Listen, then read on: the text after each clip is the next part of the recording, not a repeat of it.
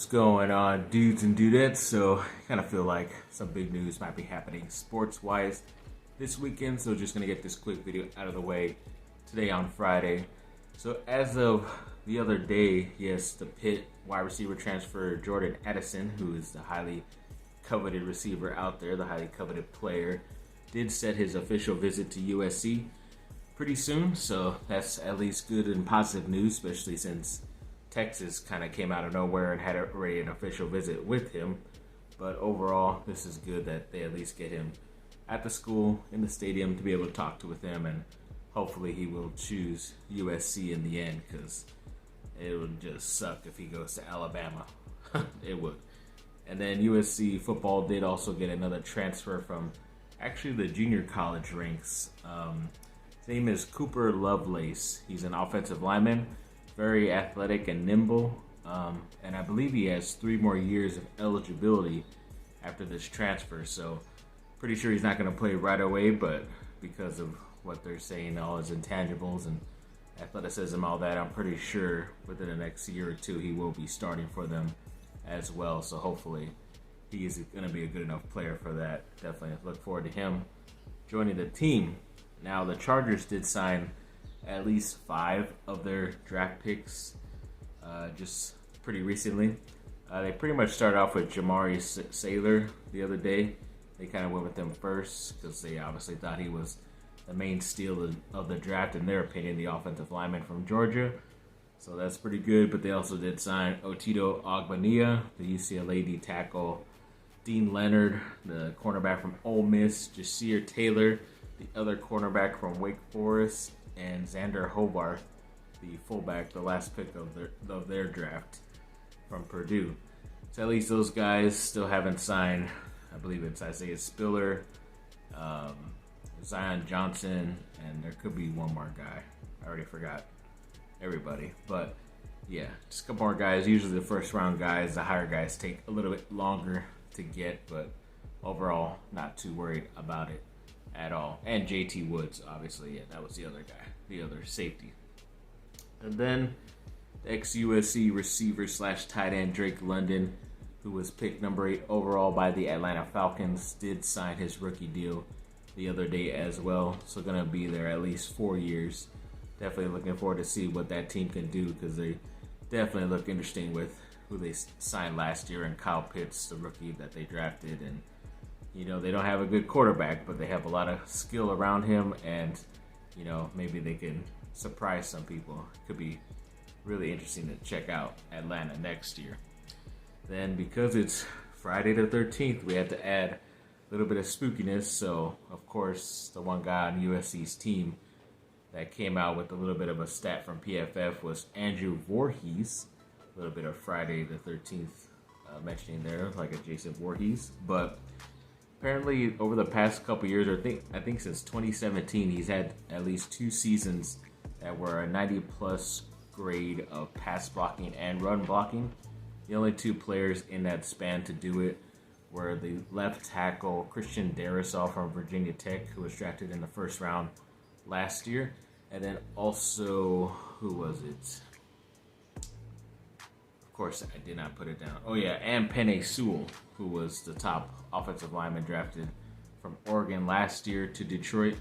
So, I mean, hopefully this means another guy, at least an offensive lineman, will get selected in the first round in next year's draft to kind of keep that streak going. That would be 4 consecutive years of a first-round pick for USC, and maybe we get a basketball player, but maybe we could get also multiple players drafted in the first round, especially if Jordan Addison joins the team, because he will be a first-round pick, definitely top 15 overall. That's how good he is, and that's why it's important. USC goes after him pretty hard. Then ex-USC punter Ben Griffiths, who I mentioned before in one of my last videos that he was drafted in the first round, I think number 8 or 9 overall in the Canadian Football League to one of those teams, but apparently he was seen spotted just today actually in Costa Mesa at the Chargers rookie minicamp. So maybe it's kind of like a baseball thing with the Canadian Football League, where you kind of get picked and then you can still try out for the NFL, see if you make it, and if not, then just go up there for a season or whatever. But overall, it is pretty cool. They brought in another USC guy. He does have a pretty big leg. He is just a bit older, like 26, 27, something like that. But with punters, you don't really worry about that. You can keep them for 10 years and they're still pretty good at it. So we'll see what his future holds. Then, yes, Taika Waititi, one of my favorite directors out there. Only made a handful of movies, but they've all been pretty awesome to me. But he is directing the 4th installment of the Thor franchise, Thor Love and Thunder. He did direct the 3rd one, Thor Ragnarok, which was really funny and great. Overall, just the visuals in there are freaking amazing for a comic book movie. But yes, he recently came out and has been pretty much doing a lot of hype on the villain that's in this movie, Gore the God Butcherer, who is going to be played by Christian Bale, who was always a surprising cast because after playing Batman, he said he would never return to a comic book movie, but that just means either the director, the script, or maybe the money was just too good to pass up that he had to return for this role. Hopefully it was director and writing, but I mean, this guy, from what I've read about this type of villain and what he can do, I mean, apparently he had prayed and asked for the gods in the universe to help him out, and they pretty much let his family and his whole race kind of get butchered and killed. So he's just been on a rage to go after the gods, like Zeus, Hercules, all that type of stuff, and just take them down, which is pretty crazy. And a lot of people that I watch on YouTube, pretty much they got like sneak peeks and stuff they can't show anybody yet because the movie has not been released, but they say the pictures and videos they've seen of this character, Gore, the God Butcherer, are like freaking insane and scary as well. So he could be one of the best villains according to what the director is saying, Taika Waititi, who might just be hyping up, like I said, his actor and character he's developed. But overall, if we could keep this bad guy in the MCU movies for a bit, it could be pretty awesome, especially with a talented actor like Christian Bale behind him. Usually these villains don't last that long, but hopefully this one does because he kind of links to a lot of other guys, even surprisingly Moon Knight, but he was not in that show, which sucked. It would have made it a little bit better, but overall, definitely looking forward to this movie coming out in the next couple weeks.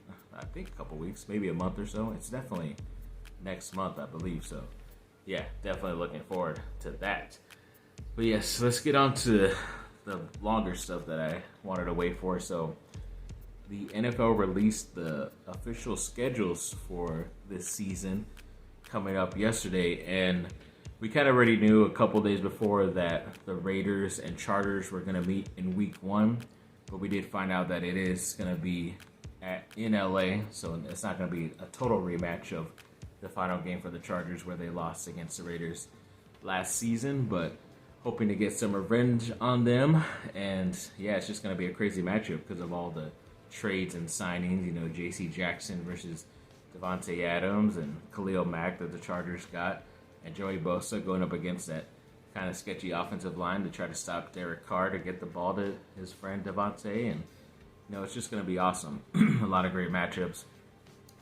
Raiders have a couple new guys and coaches, so maybe the Chargers can take advantage of that, but they do go on the road pretty quickly the next Thursday night to Kansas City, which kind of sucks, but overall, I think it's going to be a pretty good game. At least you don't have to go to Kansas City later in the year when it's colder, so I'm not that mad about that. But the Chargers did get 5 primetime games, which is awesome. I think only last year they may have had 2 the most. I mean, you always get a Thursday night football no matter what, so I kind of don't count that. But yeah, technically they had 3, but 2 officially. But this year, I think the 2 Sunday night football games, the first one's against the 49ers, and then later in the year it's against the Rams. So that'll be the battle for LA, which will be pretty cool to see. And then also the 2 Monday night games they have one. The first one is against Denver pretty early, a couple weeks into the season, and then later in the year they play against the Colts. So that'll be a pretty big matchup, especially for the AFC standings in the playoffs. So hopefully the Chargers will have a good spot by then and maybe leapfrog the Colts if they have to. But overall, very exciting. A lot of good news to come out of there. And also a week 8 bye, which is pretty good because they get it in the middle of the season pretty much and not too late or too early. So pretty happy about that. So overall, it's looking like a promising season for them. They have a couple easy teams that they should clean up, like Jacksonville and Houston, even though they lost Houston last year. Cleveland, when they meet them, they shouldn't have Deshaun Watson, so that should be a victory as well, like it was last season. So I don't know, a couple good matchups here and there. Arizona as well. So definitely looking forward to this year. Haven't really been this optimistic about a Chargers team in a while, but like I said, hopefully some good positive vibes will be going for that team this year. So yeah, thanks for watching, people. Like and subscribe, comment down below. Let me know what y'all think. Have a great rest of your day. Bye. Fight on.